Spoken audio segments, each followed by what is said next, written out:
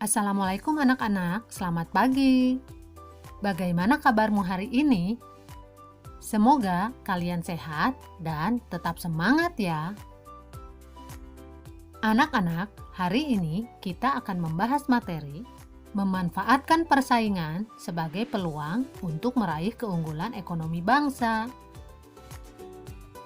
Setelah pembahasan materi ini, diharapkan siswa dapat pertama, mendeskripsikan pengertian keunggulan mutlak dan keunggulan komparatif. Yang kedua, mengidentifikasi tantangan dalam perdagangan internasional. Pada pertemuan sebelumnya, kalian telah belajar tentang perdagangan internasional. Faktor yang mempengaruhi terjadinya perdagangan internasional. Pertama, keunggulan mutlak dari masing-masing negara. Dan yang kedua, keunggulan komparatif. Apa yang dimaksud dengan keunggulan mutlak? Keunggulan mutlak adalah kemampuan negara untuk menghasilkan barang dan jasa yang lebih banyak daripada negara lain. Menurut teori perdagangan yang dikemukakan oleh Adam Smith, perdagangan antar dua negara terhadap dua jenis barang akan terjadi jika masing-masing negara mempunyai kekuatan dalam memproduksi barang tertentu. Sebagai contoh, Indonesia dengan Thailand memproduksi dua jenis barang, yaitu pakaian dan tas, dengan asumsi masing-masing negara itu menggunakan tenaga dan waktu yang digunakan sama. Ternyata, Indonesia mampu menghasilkan barang pakaian lebih banyak, sedangkan Thailand menghasilkan tas lebih banyak. Jadi, Indonesia memiliki keunggulan mutlak untuk menghasilkan pakaian, dan Thailand memiliki keunggulan mutlak untuk menghasilkan tas. Nah, sekarang apa yang dimaksud dengan keunggulan komparatif? Keunggulan komparatif adalah kemampuan suatu negara untuk menghasilkan barang atau jasa dengan menggunakan sejumlah biaya yang lebih rendah dibandingkan dengan negara lain.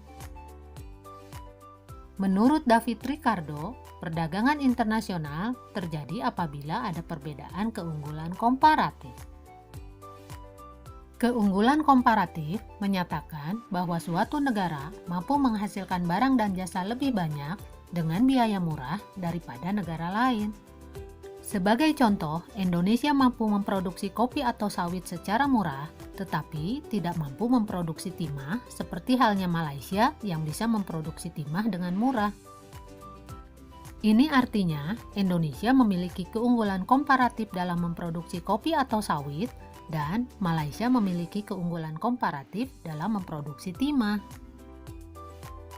Berdasarkan penjelasan tentang keunggulan mutlak dan keunggulan komparatif, maka Indonesia tentu memiliki produk unggulan komoditas ekspor yang bisa dijadikan sumber penerimaan devisa bagi negara.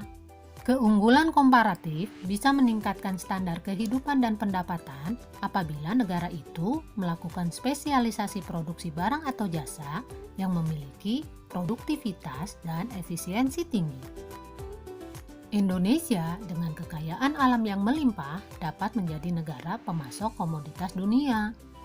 Komoditas unggulan yang bisa memberikan kontribusi bagi negara pasaran dunia antara lain karet, kopi robusta, beras, kakao, rempah-rempah, batu bara, emas, tembaga, dan kertas atau pulp.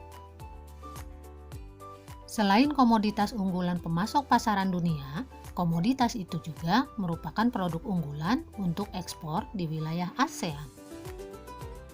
Keikutsertaan Indonesia dalam perdagangan internasional dapat memberikan manfaat bagi pertumbuhan perekonomian Indonesia. Nah, sekarang adakah tantangan yang dihadapi dalam perdagangan internasional? Tantangan yang dihadapi dalam perdagangan internasional di era perdagangan bebas, yang pertama, eksploitasi ekonomi. Yang kedua, pudarnya identitas kebudayaan. Yang ketiga, ancaman fisik lingkungan. Yang keempat, eksploitasi sumber daya alam berdampak pada perusakan lingkungan hidup. Dan yang terakhir, perdagangan bebas juga bisa membuka akses meluasnya budaya barat dalam berbagai kehidupan masyarakat Indonesia. Peluang yang dapat dilakukan dalam era perdagangan bebas yaitu dengan mengandalkan kekayaan sumber daya alam dan melimpahnya tenaga kerja yang dimiliki untuk menghasilkan produk yang mampu bersaing di pasar internasional dengan biaya produksi yang murah. Nah anak-anak, bagaimana? Sudah cukup jelaskan pembahasan materi kita hari ini? Insya Allah, kita bertemu lagi pada pertemuan yang akan datang. Sampai di sini dulu pertemuan kita hari ini. Wassalamualaikum warahmatullahi wabarakatuh.